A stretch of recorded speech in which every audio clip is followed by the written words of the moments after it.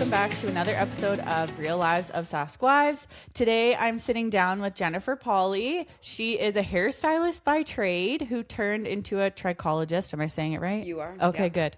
With a story that is inspiring and also very powerful. After experiencing a deeply traumatic loss, Jennifer began losing her hair, something that completely shifted, I'm speaking for her, not only her confidence, but the direction of her life. What started as a personal struggle turned into a passion and ultimately, I would say, a purpose.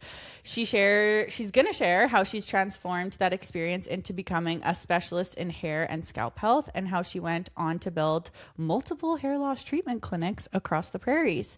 This episode is about resilience, reinvention, and what it really looks like to take something incredibly hard and turn it into something that helps so many others. Welcome to the podcast, Jennifer. Thank you for having me. It's good to be here. Thanks for being here. So I always start the pod the same way, and we talk about how we know each other. So I want to hear your perspective first of how you came across this little thing. Well, for those of my girls who are listening to this have been up at 3 a.m. suffering with menopause, that's exactly where I was, and I was TikToking, and I found this amazing Real Housewives or the Sask I know, Housewives. it's hard to say. Sorry. No, it's a mouthful. It's a mouthful. But I was like, this is incredible. And oh my God. And I just thought the topics that you talked about, they were real. Everybody's just putting it out the way that it is. And Yep.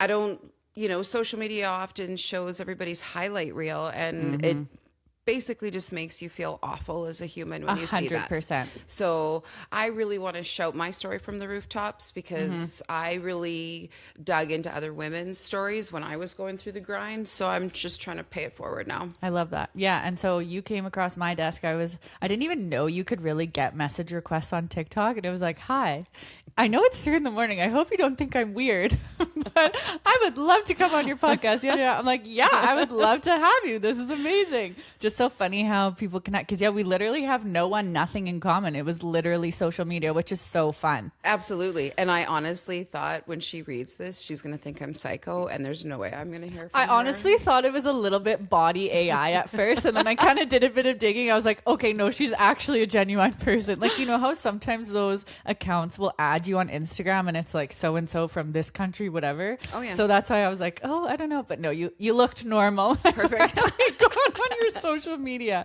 Okay. So where did you grow up?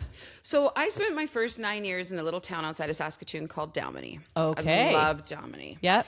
And then when I was 10, we moved to Saskatoon, about 6 blocks from here. And then I moved to Moose Jaw, went to college there, took business, and then moved back to Saskatoon, and just was a hairdresser for about 20 years. 20.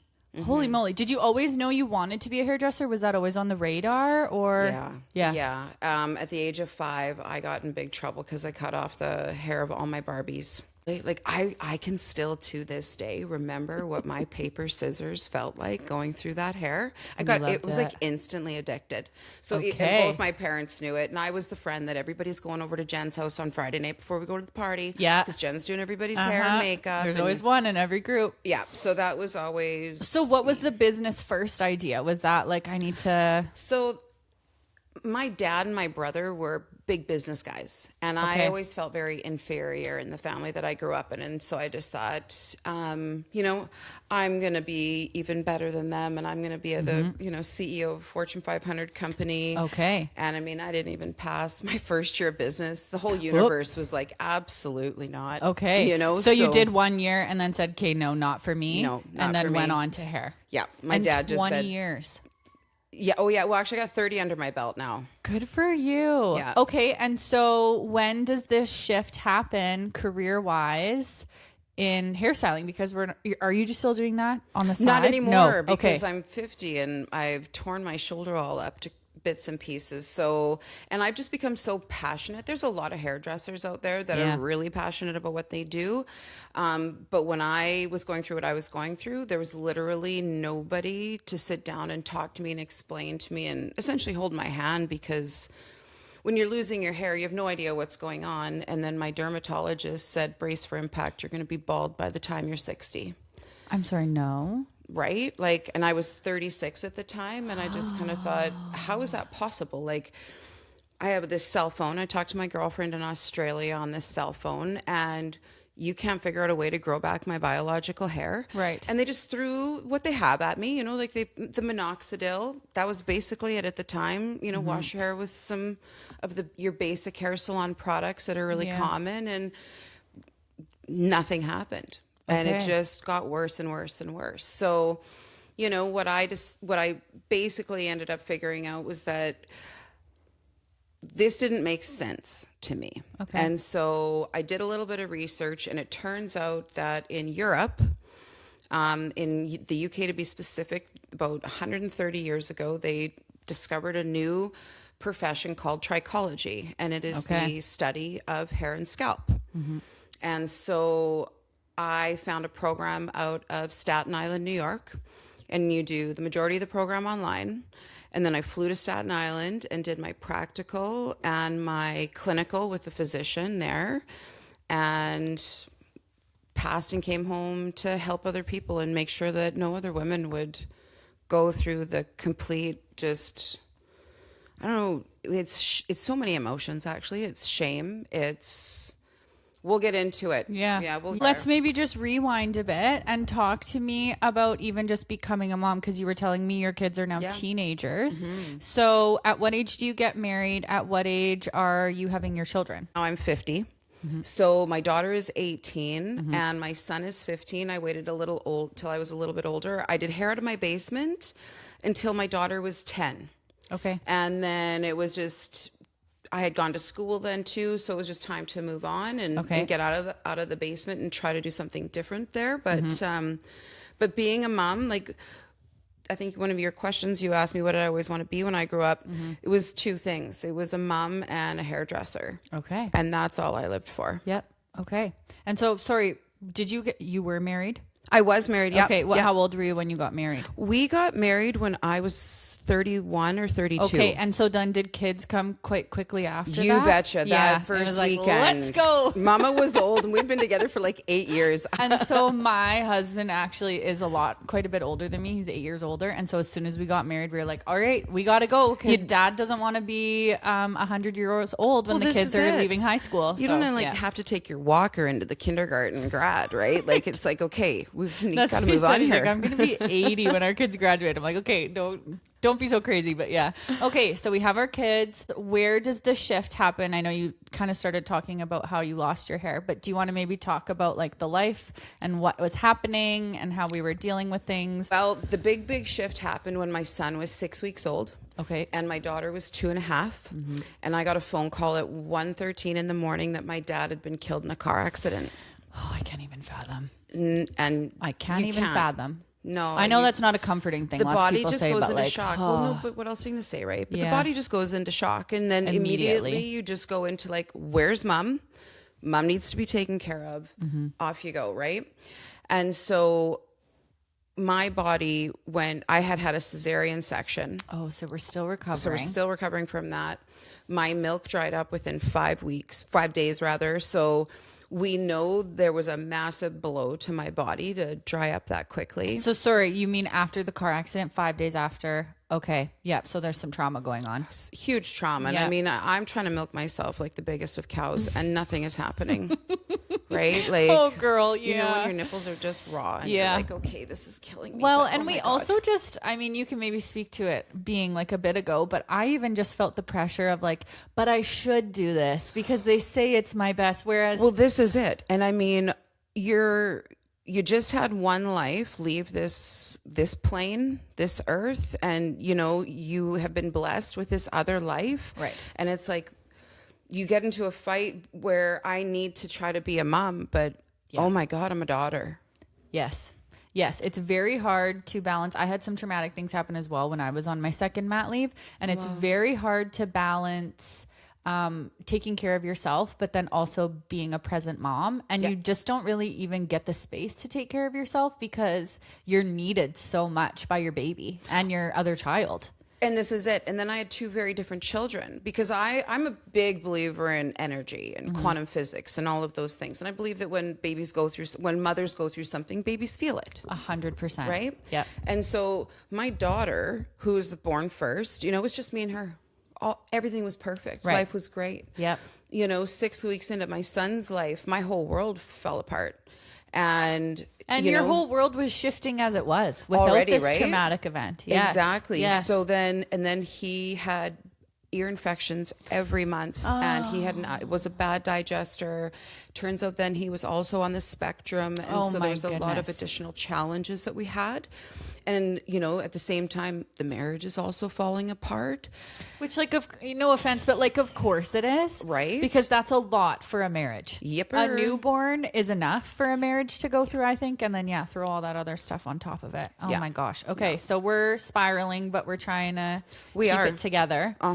And so, when does the hair loss start to come into? Well, almost immediately. It got really bad, though, about 2 years, 3 years into it, where, even my husband at the time said to me, I was doing all the loop and lock tape and extensions, all the different kinds. And it got so thin that my husband at the time said, we can all see everything now. And it was just detrimental. And within, I think, a couple months of that, I went to see my family physician, and had him look through my head it was complete. So we were looking for moles or whatever. And he kind of says, wow, is your hair ever thin? Sorry, how old are you here? Here, I was about 42. Okay. Yeah. But still, shouldn't be losing your hair. No, way too young to be losing that much. Right. With you and I sitting here, you'd be able to look right through my head. Right through and see the entire shape of my skull. And so you're working from home as a hairstylist. Are you bouncing ideas off of friends that are hairstylists of what the heck should I do? Is anyone coming up with anything? I bought everybody out. I spent $1,000 on Alterna, which is a line that ESP used to carry. But used Nioxin for probably 8 years. Okay. It didn't do anything. Then I switched to, every line had a new hair. Every month you try whatever's the latest and greatest because you're desperate. Yeah. But what nobody ever sat me down to tell me is that, and I tell my patients now, your hair is like a tree. So your strands are branches.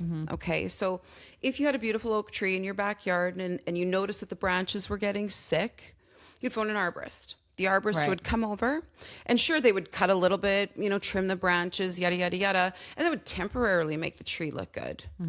But it never got to the underlying root factor of what was causing the tree to be sick in the first place. Right. Which is a lot of, I hate to say it, I bash it a lot on here, but general practitioners, it's oh, you have heartburn? Well, here's something to make your heartburn go away. And it's well, no, but what is causing my heartburn? I think we're getting maybe a little bit better, but we're not getting to the root of the problem, which as an adult, you have to then figure out, okay, who is my best bet of going to help me figure out the root of this problem? Exactly. So hair loss, which we're talking about, is essentially there's a root to this problem, and it's not just putting some shampoo on my head. Exactly that, right? Your hair is actually a barometer of health. It's trying to tell you something. And so whether it be, hey, my thyroid's off, or my iron is low, or my B12 is off, or in my case, hey, listen, your body has absolutely no cortisol left. You are in complete adrenal deficiency, overload, your body is maxed, right? When people say that their cortisol is spiked, does that mean their stress is high? Oh, yeah. Okay. You're basically in a fight or flight mode. Okay. The body. And so was your cortisol high, or it was really low? Oh no, it was off the charts, and we could I don't know where I was even making it or how I was even making it at the time, but I ended up, as we'll find out here shortly, I ended up having 4 heart surgeries, but everything was just out of control. Right. And I couldn't eat at the same time too. So, my body is trying to tell me these things. And so instead of going into the soil under the tree or into my body and actually checking mineral deficiencies and what systems of my body need to be supported, how are my adrenals? How's my endocrine glands? How's my thyroid working? How's my gut health? So many physicians, unfortunately, and really, arguably, research on gut health is quote unquote new if you're in Canada. If you learn stuff over in Europe, which I try to stick to, we've been all over gut health for about 20 years. Right. So, so just sort of pinpointing exactly what the root cause is of someone's hair loss is absolutely not just key to them getting their hair back, but for them to actually have a decent quality of life. Because depending on the type of hair loss, I saw a gentleman this morning, And the type of hair loss he has no idea yet, but he's already a candidate for heart disease, high blood pressure, high cholesterol. Okay. So Right? that would be, because I would say it's not as common for women to be losing their hair. It's kind of like, it's always the man of Women like, are you're going to later. be, okay. We're later. Okay. But so could a man also work with you and be kind of like preventative and keep his hair longer? See, this is the beautiful thing I like about the way that you just said that. Yeah. Preventative medicine. Okay. Don't wait until you're going bald. Right. I mean, as women, we go get facials all the time because we're trying to do anti-aging. We forget that our hair ages just as quickly. And Right. as soon as you hit that 50-year-old mark, 45 to 50, and that estrogen takes a dip, oh boy, are you Here going to we wish go. you were in my office 5 years ago. Yeah, I feel like everyone I have on here, it's like, start reaching out when you're about 35. Like I had a pelvic floor therapist and she's like, don't wait too long because menopause comes. Now you're saying, don't wait too long. Arguably, the ultimate time to see. First of all, if you have ever been a teenager and had PCOS or, congenital adrenal hyperplasia, any type of hormone imbalance as a teen, you're going to want to see me, because if you ever want to have babies, right now I'm working on 3 patients where they want to have babies here in the next year to year and a half. And so what I see, I've got enough time in the business now. I've seen a lot of postpartum moms whose temples are 4 inches too deep and ultra thin. And then they have baby number 2 and it's worse and it's worse. And then I can't count how many moms that have, once they're done having their babies, their hair was just never the same. So arguably, if I could get my hands on you before you even started to have babies, and we make sure all the essential minerals are balanced, all those vitamins are in a good spot, because we are incredible creatures. We make humans, and our bodies are designed to give those little humans everything. Everything. Exactly. Yeah. Which in a lot of times, if we go into a pregnancy in a deficient state, vitamin D, B12, iron, it's all over but the crying. Yeah. Right? And it's going to hit you tenfold. And while I'm on that, only because I have menopause brain, I don't want to forget this one. You tell us. So many women on prenatals need to check the type of prenatal they're taking, because 44% of the human population cannot break down and absorb vitamins properly. And so a lot of women who are taking folic acid, they're actually not absorbing any of it. They need folate. Okay. Because that is an easier to absorb form of iron. It's going to help with the B9 rather. It's going to help with cognitive development, cellular respiration, cellular development. Huge one having a baby. Wow. Okay. But look making at sure us. we have folate, not folic acid. We want the broken down form. Well, and I mean, you go to your I'm just bashing GPs today. Sorry if you're a GP listening. I love you. There's Sorry. good ones out There's there good too, ones, though. but like a GP is like, Yana, prenatal? Yep, great. Like, Yes. And I mean, that's the baseline of their knowledge too, right? Like they're a That's just GP. it. They're general. They don't dive into anything. and they've all been trained by Big Pharma. Right. Right? Yeah. So, Big Pharma owns the majority of the universities in North America. So when patient presents with A, you prescribe B. Right. Right? Right. And so, that's all they know. And I'm lucky. I've got a really, really good doctor. And so he's a little bit more open-minded. Which but is when you nice. know it, he spent 5 years or 4 years or whatever in Ireland. Oh, there we go. Right. The So there's the connection. European connection there. And it just Right. kind of left his doors open a little bit more. So Yeah. like I'm the weird patient that goes in, and I have an appointment with them tomorrow. We're going to be talking about peptides. Okay. He's like, oh, this Jennifer Jen's Polly's coming again. Oh yeah. So, but I study with weird doctors, and he is under the Health Canada regulations, and he's got to do all of the things. Whereas there's no regulations for trichologists, and I do all the experimenting anyways on myself. But yeah, like some doctors, they only know what they know, and that's it. Right. And that's no fault to their training. That's just it. Okay, so let's bounce backwards a little bit and get back to you're losing your hair. So you said you were 42 when this is happening. Yeah. How are we doing mentally, emotionally, physically? How are we coping? How are we getting through life day to day with all This that's is going where on? the conversation takes a dark turn. Oh no. Okay, I'm yeah. ready. So I finally got diagnosed with post-traumatic stress disorder. Okay. I went to see an amazing Chinese doctor here in town who's unfortunately passed away since, but he was the first doctor that recognized that I had post-traumatic stress disorder.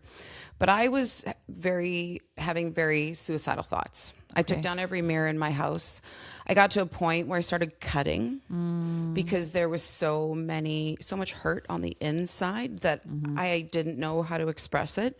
Now, for those of you who are watching, Beautiful tattoos. I've got a sleeve. Yeah. So, it's a different, more healthy way for me to take out that anger. But, I'm sitting there on my basement steps, harming myself, and I've got these angels upstairs, and it's like, if you can't choose you need to choose them. And that's it. It's on. Let's go. Okay.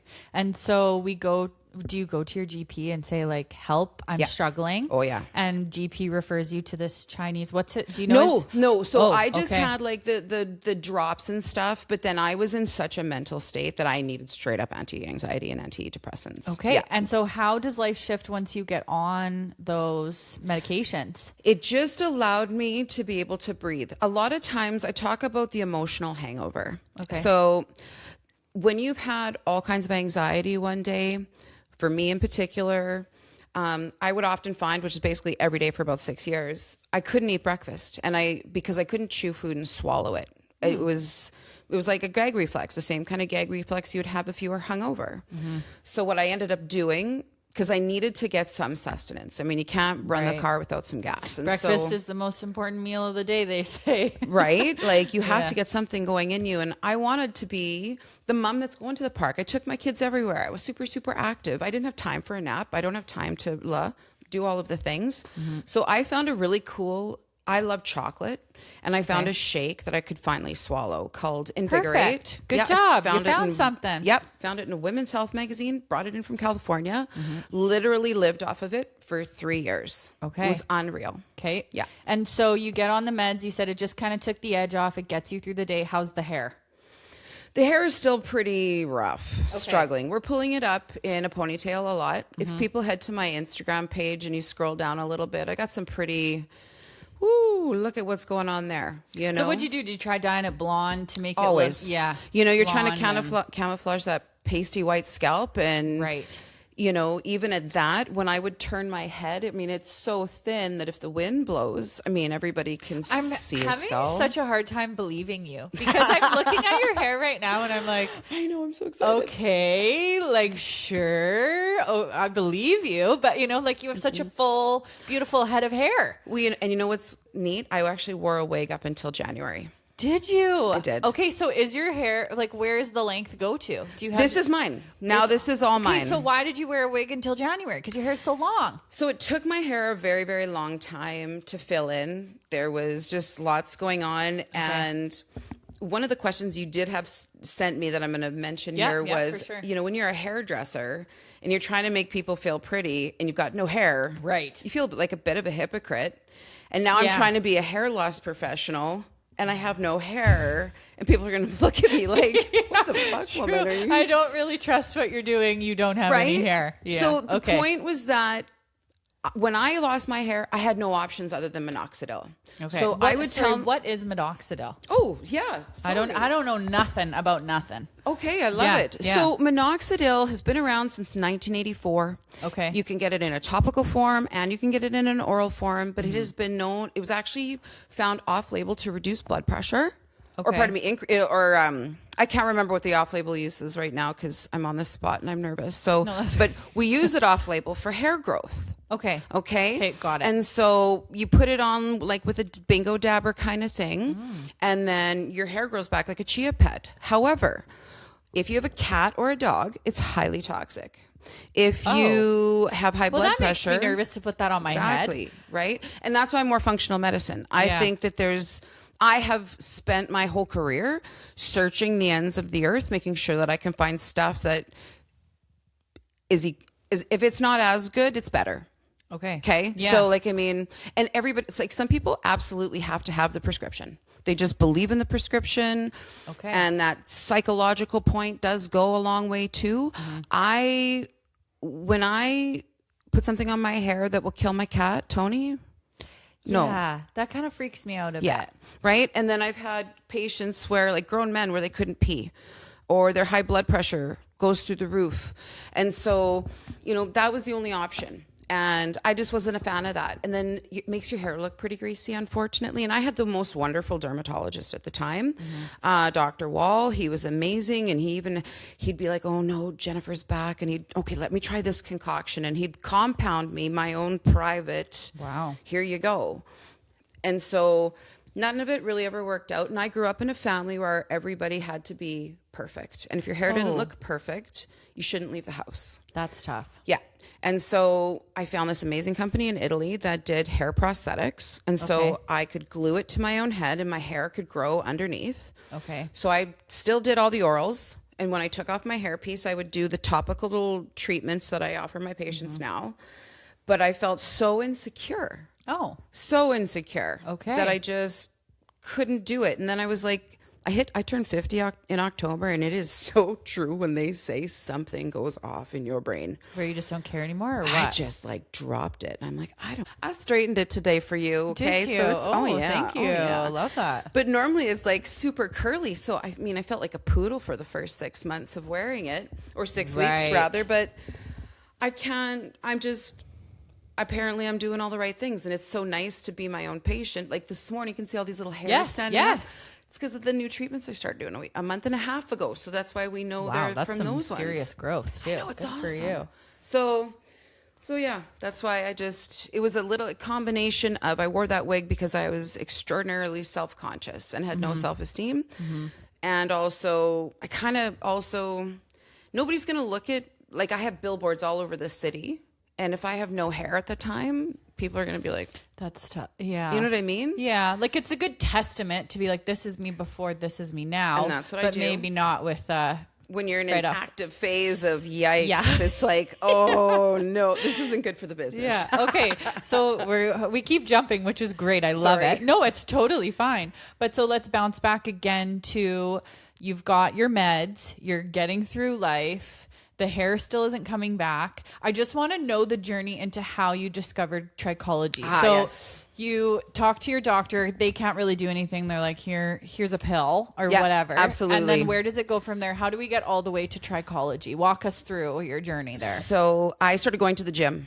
I'm a gym pig. Me I too. absolutely love being Me a gym too. rat. I love the healthy eating. I love all of the things. So, the doc was saying, geez, Jen, you're the healthiest 43-year-old patient I have. I was so proud of that. And so basically, I was still always struggling. And in the very late part of October of 2019, I found the World Trichology Society out of Staten Island, New York. Okay. And how did you come across that? Stalking. I'm a super good stalker. The other thing stalker. I stalk. I'm a freak. I'm a nerd. I love what I do, but I love to go down the rabbit hole. Yeah. And I am a very much, because of my lack of self-esteem, I will only learn from the best of the best. So if you are not like Harvard, Princeton, Stanford trained, move aside. Get out of here. Yeah. Yep. And so there was 2 schools that I was looking at. One was run by a doctor. The other, which is an incredible association, and literally at the time, I knew nothing. Right. It literally boiled down to who has the DR in front of their name. Okay. So that's what it was. And a week and a half after I applied and I got accepted, I was at the gym crushing it and had my very first atrial fib attack that landed me in the hospital. Okay. Do you think that's coincidental or no? You know what? It was a blessing because I am stubborn. I am so stubborn. I'm a Ukrainian Irish woman. So, it's in the blood. You. Mm-hmm. And I basically couldn't breathe. So for me to get up off my couch and walk to that table, I couldn't do it. You had no breath left. Okay. And so I had 6 months before I had to wait for my first surgery. And so I basically geared down and took my 2-year course in 9 months because I had to wait 6 months for the surgery. And then I had to sit on a couch for 3 months. And ironically enough, I ended up getting another surgery about 6 months after that. Oh my gosh. 4 in 3.5 years. Timeline. You're like, let's go. Let's get this done. Mama might die. We got to go. We got to figure out what's going on with my hair before I leave this earth. But it was the best thing ever because I didn't sit there and focus on my health. I didn't sit there and focus on my hair anymore. All of a sudden, I was focused on science. And that just like, all of a sudden, I felt like I had purpose. Well, and you're probably very invested in it because you're like, I'm going to get an answer as to what the heck is going on and why I've been struggling with this for so long. Yeah. Which is so crazy. So did you find like this trichology just through like Google searches, Reddit? Did you join Facebook groups of women losing hair? Well, I was a hairdresser. You should put yourself in a women's group on Facebook of women losing hair and tell them. I have one. Okay, good. And I'm going to start going live in it weekly next week. I keep saying that. I keep shutting myself off. I always get scared and I think, oh, nobody's going to want to know, but they do. They do. Yeah. It's scary to put yourself out there though. I get it. Yeah.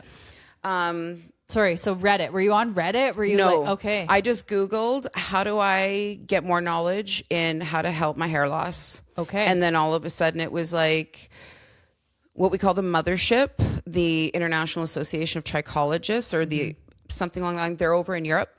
I was like, hang on a second. And then there was down the rabbit hole I go. So then there was the World Trichology Society and then the International Association of Trichologists and then the USTI.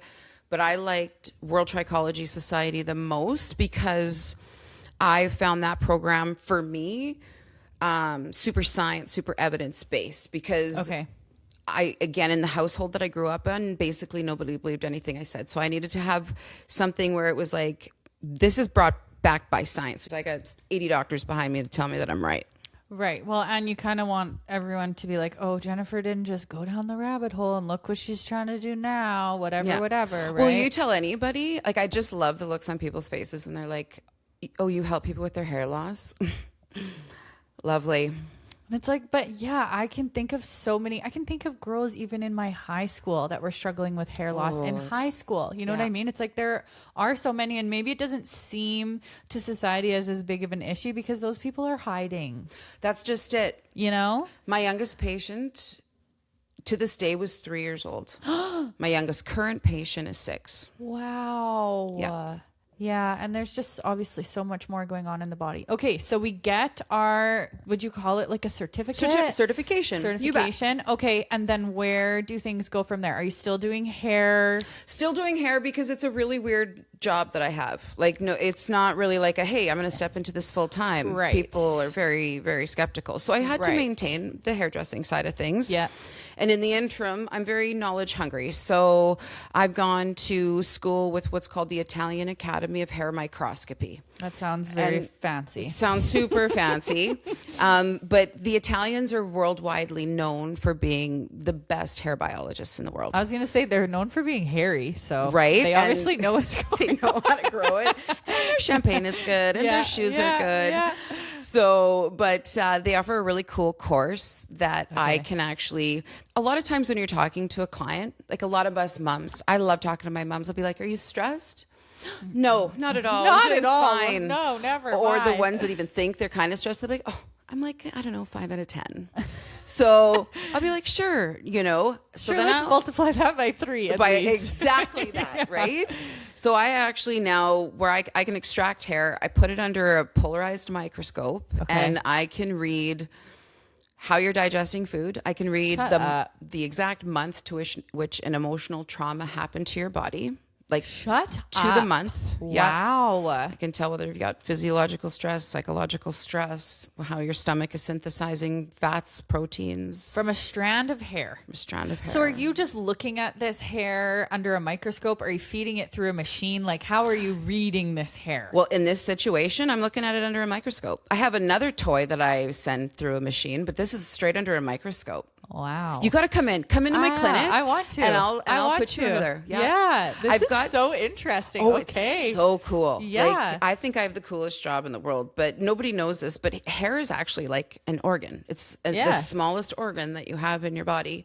And it's the second fastest divided. The cells that make a hair, they're the second fastest dividing in the body next to cancer cells. Stop. Wow. Yeah. So they're starving. So that's why, because they have such a high appetite, as soon as there's an imbalance in the body, any kind, nutritional, hormonal, whatever, bang, the hair will start to tell you a story because it's starts to get a little hungry.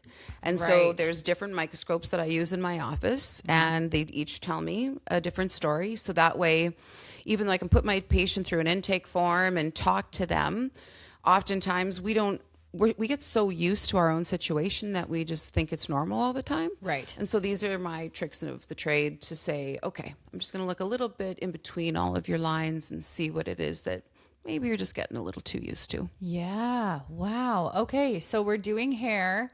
How are we breaking into, because I know you have 2 clinics, not just do. 1, but 2. How do we get to having our own clinic? We'll just say in Saskatoon for now, because you said you're still doing hair. We're trying to dabble into this trichology. Yeah.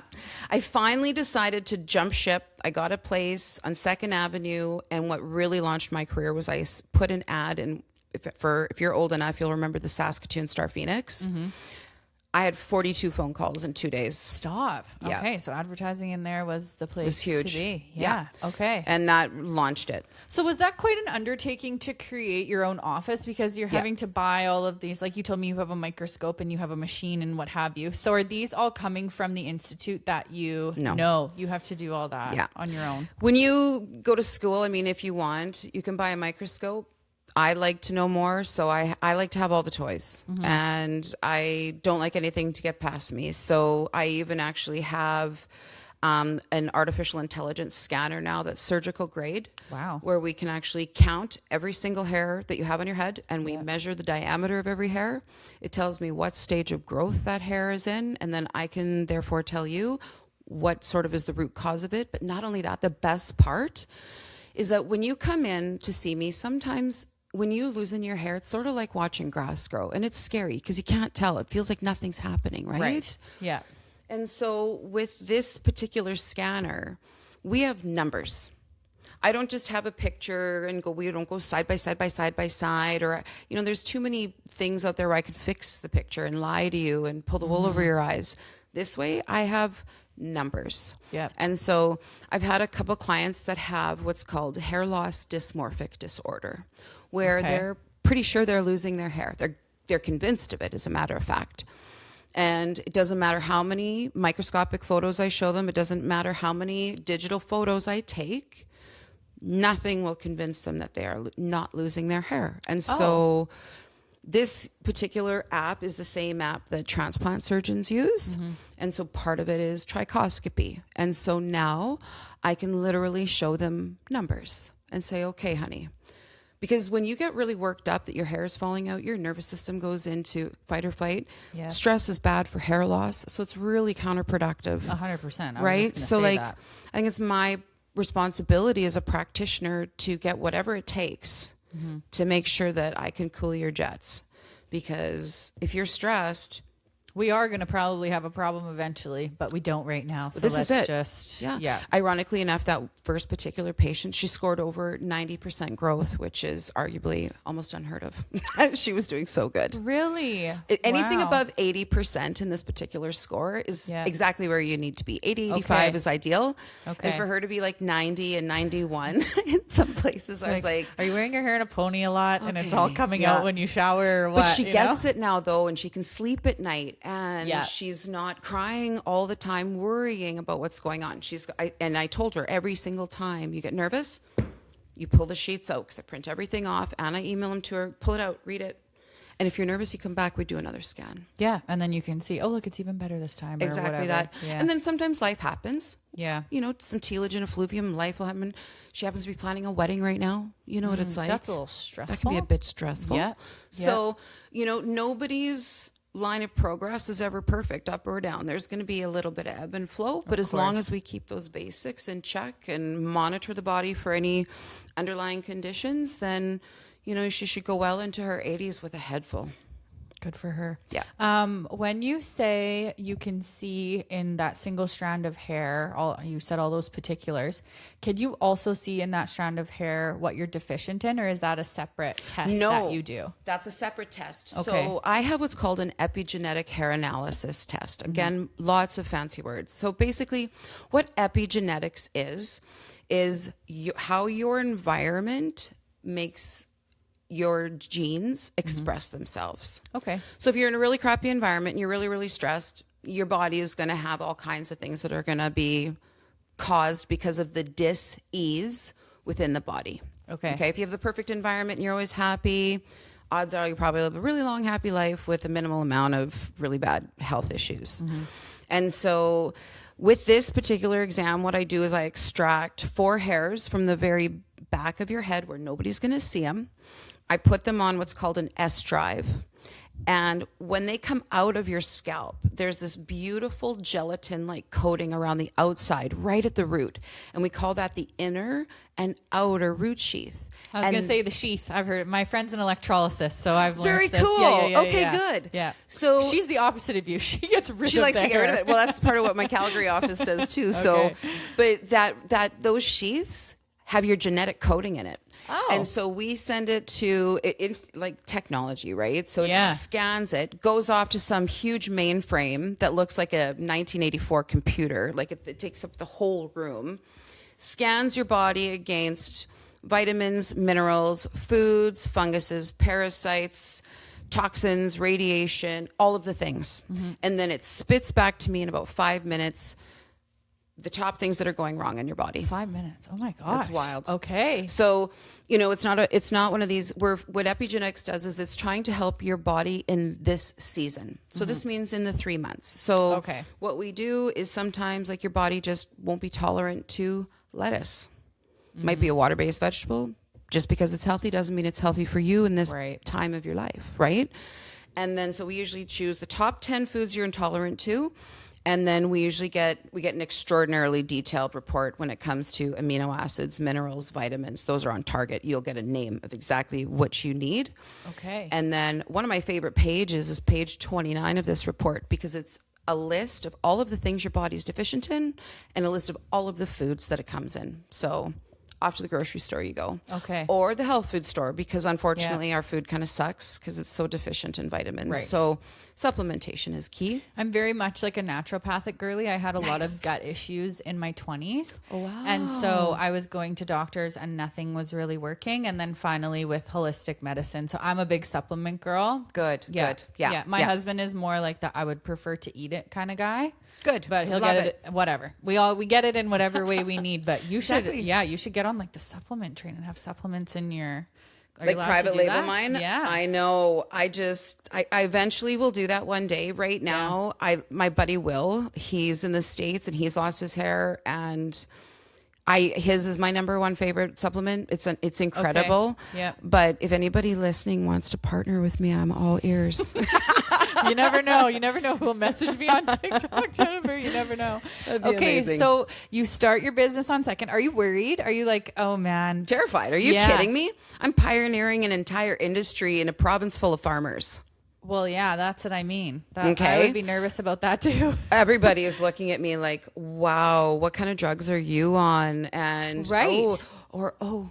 okay, Jennifer, Sure, honey, you pursue this passion project. You just keep doing that, and this, even the city of Saskatoon, actually, they kicked me out of my office in last March. And it was incredible how rude they were. What? And why'd they kick you out? Because they like said on the Second I was Ave one? nothing more than a hairdresser. No, I was on Queen Street at that point. I was across the street from City Hospital. What? And then they told me that just because my office was next to a doctor doesn't mean I am one. And I never claimed to be. But yeah, so I wasn't doing hair anymore at that time either. It was just consultations for patients and, the treatments that I do for hair loss and things like that. Yeah.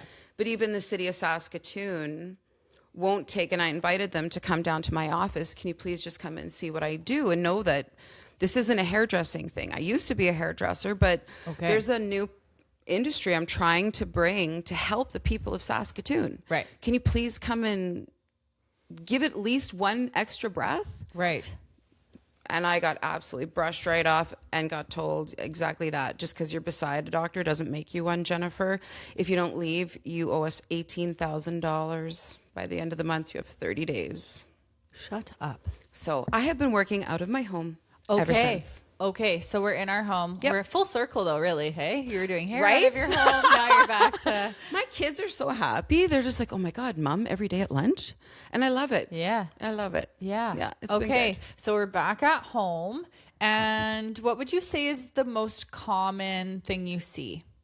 Like, what are people's typical issues when they're losing their hair?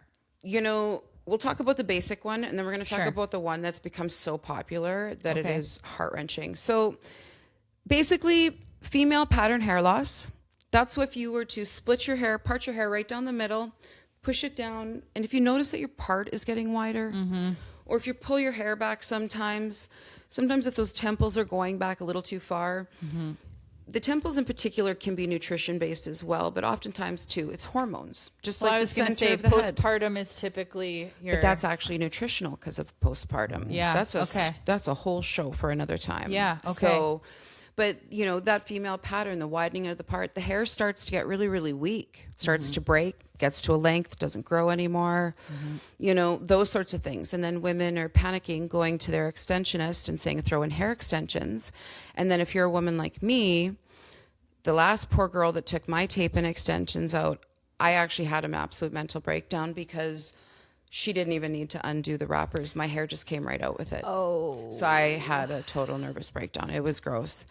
So there's that, which is very common. But then the other one is what we call frontal fibrosing alopecia, or FFA. I've heard of alopecia. Yeah. Yeah, alopecia is it's actually the common term for hair loss. Okay. A lot of people misunderstand it and they think it's those when people are missing spots on their hair. People say, oh, isn't that alopecia? That's actually alopecia areata.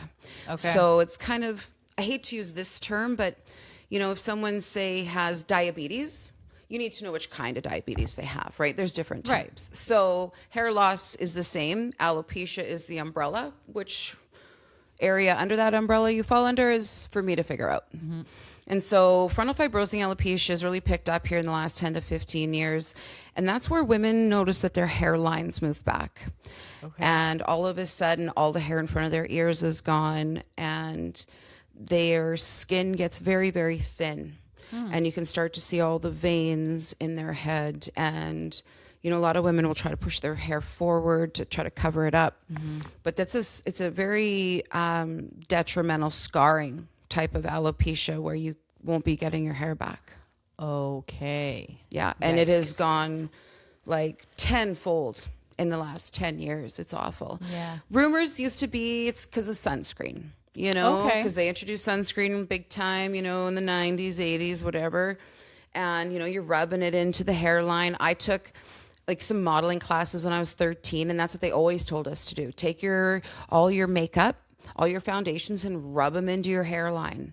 And then What? that's Did what that we not got look taught. ridiculous? Well, it's for blending. Oh, whatever. I'm just imagining It was 1985. my hair being like slightly orange. Like I don't know. Oh, it probably was, but it matched well with my perm and my frosted tips. So, you know, we're heading back the clock a little bit, but yeah, it's that one's really, we're not sure why. The science is looking every day to sort of find the culprit on why that happens, but the body attacks itself and kills the actual stem cells. Yeah. And destroys the hair follicle permanently. So when someone comes to you and they're like, "Hey girl, I'm losing my hair." Do you give them a general timeline of like, this is how long I'd like to be with you? Can you release them at the end? Is that the goal? Like, go out and be free and you probably wish. never have to see me again, or it's not that simple? The goal is always that I when I fix you, I technically don't want to see you. But the Okay. unfortunate reality of it is, in certain cases, if I've done my job right with the nutritional types of hair loss, you never have to see me again. If I've done Okay. my job right, perfect. For those of us who have hormonal hair loss, I will be seeing you at least once a year. Because we got to check the hormones. Well, no, we actually have to stay on top of them. So Okay. there's a particular enzyme in women called aromatase, and then in men, it's 5-alpha reductase, and we need to control those hormones because they contribute to what's called DHT, or Okay. dihydrotestosterone, the hormone that contributes to hair loss. And so just like if you were a diabetic, if you got your sugar levels perfect and you're like, well, that's it. I'm awesome. I'm done. No more insulin for this cat. And you left it, you'd be in real big trouble Right. in a heartbeat. Hereditary hair loss, hormonal, female pattern, male pattern, same thing. If you don't keep up with it, eventually you will lose the battle again. Okay. So Yeah. kind of just on a, what do they Maintenance call it? protocol. Maintenance basis. Yeah, we do a Okay. maintenance protocol. Okay. And talk to me about when Calgary office comes into play. When do we get that rolling, and why Calgary? So why Calgary? Well, we're going to get honest, so I hope nobody gets mad at me, but Okay. Saskatoon's a really hard market. Okay. And the heartbreak that I endured from the city really broke my soul to a certain degree, because they Okay. just wrote me off, like couldn't have cared less. And so I had in University Heights area, I actually had a full-blown medical spa. So I had not only what I do for hairdressing, or for not hairdressing, but hair regrowth, but I had laser hair removal, tattoo removal, skin tightening, skin resurfacing. And then I have this fabulous unit called the Duo, because there's all kinds of help out there for men when it comes to erectile dysfunction. And when it comes to vibrating chairs, it's only good for half of us women. Some of us, like myself, that Kegel chair doesn't work for all of us. And I'm one of those girls. So I wanted to create a place under one roof where a woman can get her hair fixed, her skin tightened, her bladder under control, so she's not peeing her pants anymore. Like, I was told I literally should wear a diaper because I'm not a candidate for a sling. So I bought this device that helps women. And if women have, like 60% of women don't climax and during intercourse or not. And so this is a huge driver to not only being able to climax, but in fact have multiples. Okay. And I'm a big fan of Happy Wife, Happy Life. Yeah. And there's, like I said, a million things on the market to help with men and nothing for women. Yeah. And so I kind of pride myself on touching on the taboo Yep. type topics. Yep. And so how long did you have that spa for? Or is it still there? It was there for a year. Okay. Yep. And we just took too big of a hit. And so Okay. I had to get out of that lease a little bit early. So then I scooted over to Queen Street, found a sweet, adorable little office, which I thought would be a good fix because there's like an eye doctor in there and a foot doctor in there and a physio. It's kind of odds and ends here and there. And Yep. when I first applied, they opened me with open arms, the people of the building. And then when I went to redo my business license, that's when I was there for 2.5 months. And that's when the city of Saskatoon said, you're nothing more than a hairdresser. This is so And then it just so ridiculous. happened that same week, the house that I was renting, my landlord decided to sell it. So I had no house and no office. Oh my God. Yeah. So, Okay. but it all led to this incredible home that presented itself to me that had an office right within the front door. Everything happens for a reason. Absolutely. You know? Oh, yeah. Yeah, the universe was pushing you to something different. Best case So then scenario. where's Calgary come into this, and why So Calgary?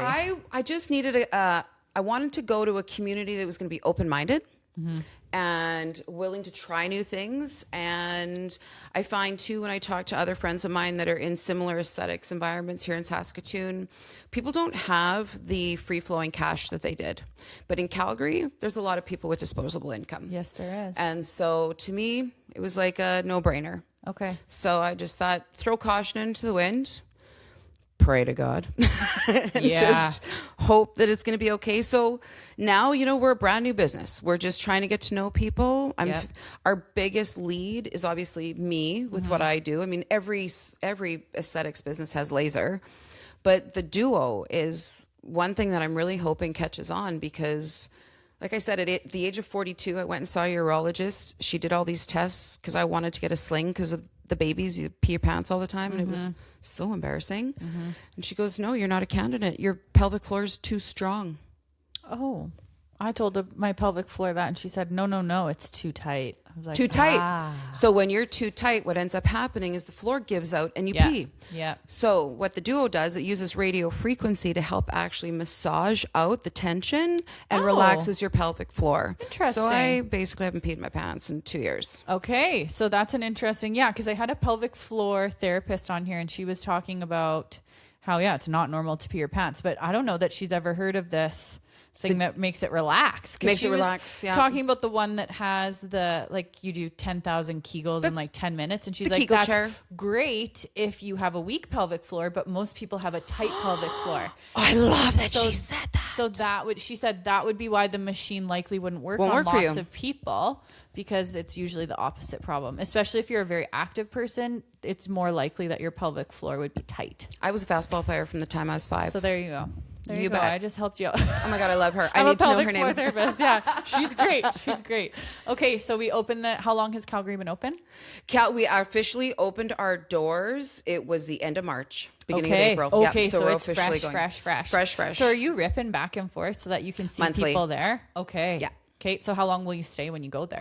Right now, I'm staying 2 days, Okay. and then we're in Derma Vital right now, which is another medical aesthetic collab, and then there's also a gym there called The Realm, and so I work there with a dermatologist to help because I mean, how many bodybuilders do you know have a thick, full head of hair? Yeah. 0. Yeah. So I mean, these people, I think it's Calgary's top end gym, and so we're there basically to just put the cherry on their cake, literally. Yeah. Cool. Good for you. Well, I'm excited to hear how the rest of the business goes there. I'm sure it will be great. I love Calgary. Oh, I love it too. Very open-minded, close to the mountains. I said if I ever had to relocate, I would go to Calgary. Well, and that's the other thing. I'm like, if I ever have to pick up and move, which direction do I want to go? Well, I'm sorry. You could get on a plane and go literally anywhere from Calgary. That's just it. Let's fly to Rome next week. Right? Like the fact that we have to do, what's it called? Connectors. Puddle jumping? Well, Oh my and God. with kids, like, no thanks. Delays and cancellations and what. I got stuck in Toronto not that long ago. I'm like, why do we live where we live if we could just have direct flights? Okay, anyways, let's circle back. You talked like just very briefly about your heart. Can we kind of circle back and talk about that sort of journey through? Yeah, absolutely. So you said when you found out you got into your program, you had, I can't remember the name you called So I it. went right into atrial fib. Okay, And which means what? So atrial fibrillation is when the atrium of your heart, the top portion of your quarter of your heart, beats out of control. So I was beating at about 267 beats per minute. And you felt it, obviously. Oh yeah, you're passing out, right? Yeah. So that would happen when I would be sitting. It got so sensitive, my heart, that was so much as a thought.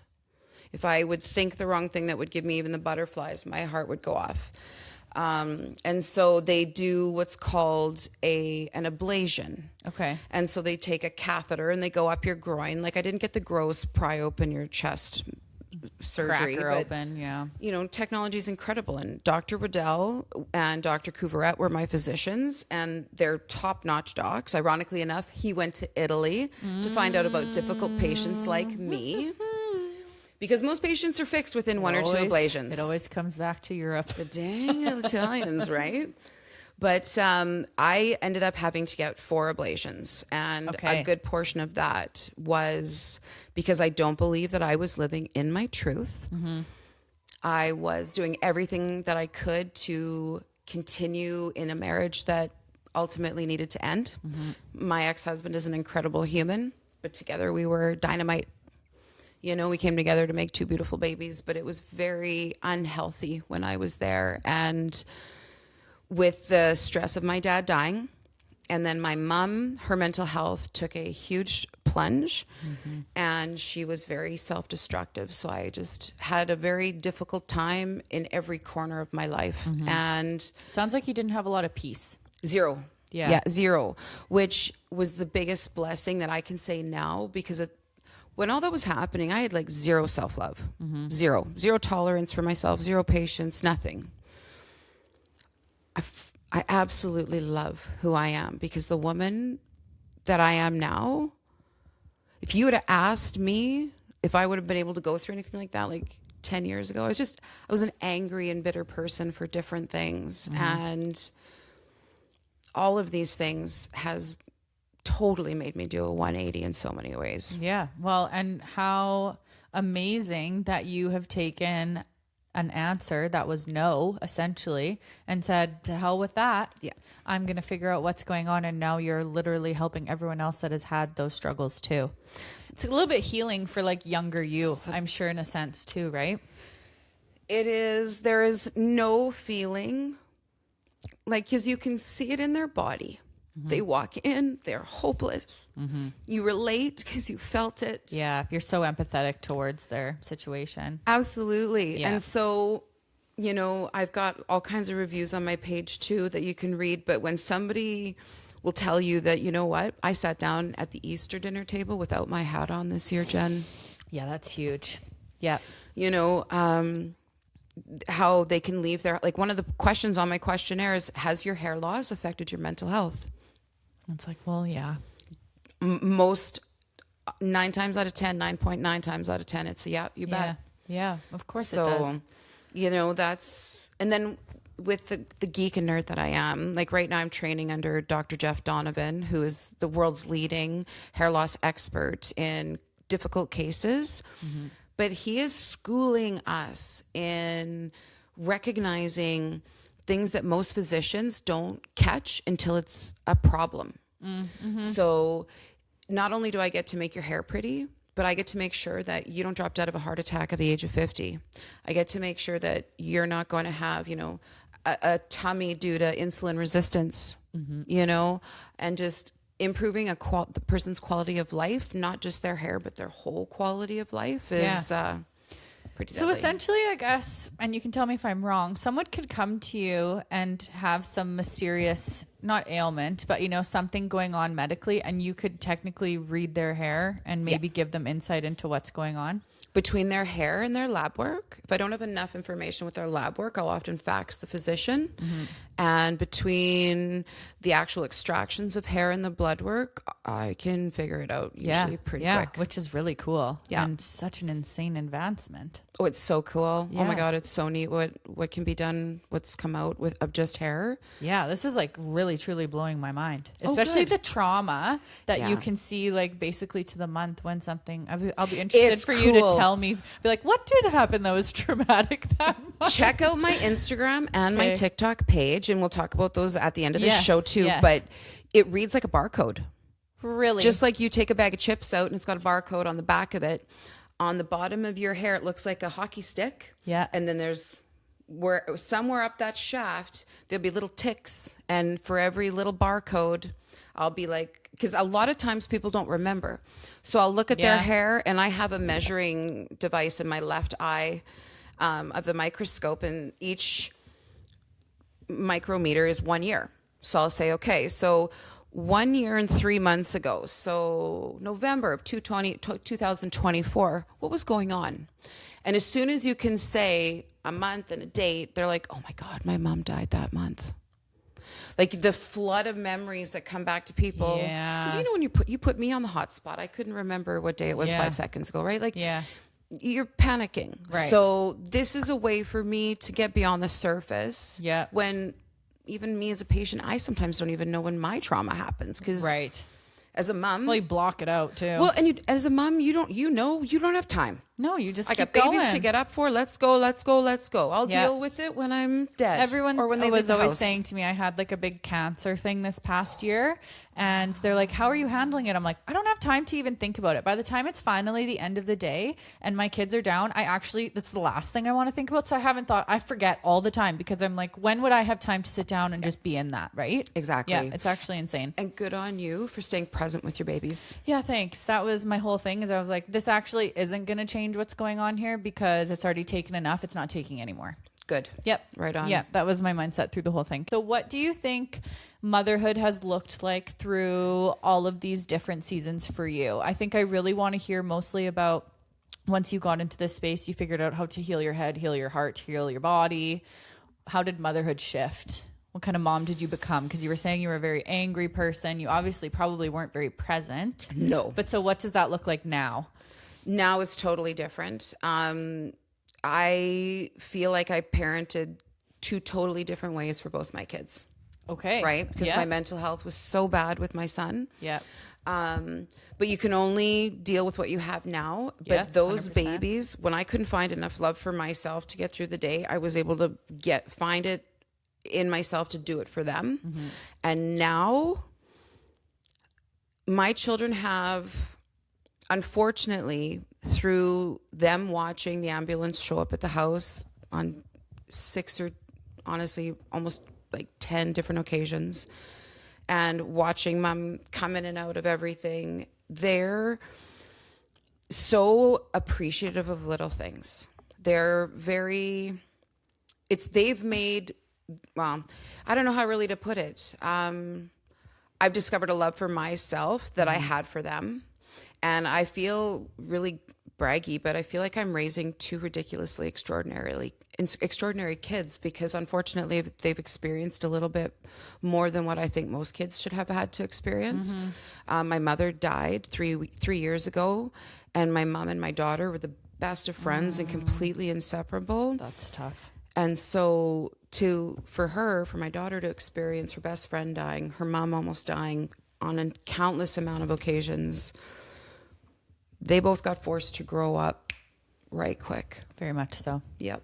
But how beautiful that now you're at a space where you get to be not all the time friends with your kids, but it's a place where you're so happy and you get to show them that, and they get to see, like, they've seen their mom come full circle, you know? Yeah, they're pretty proud of me. Yeah. My daughter, I think it was last year, they make them write a project about who are you most proud of.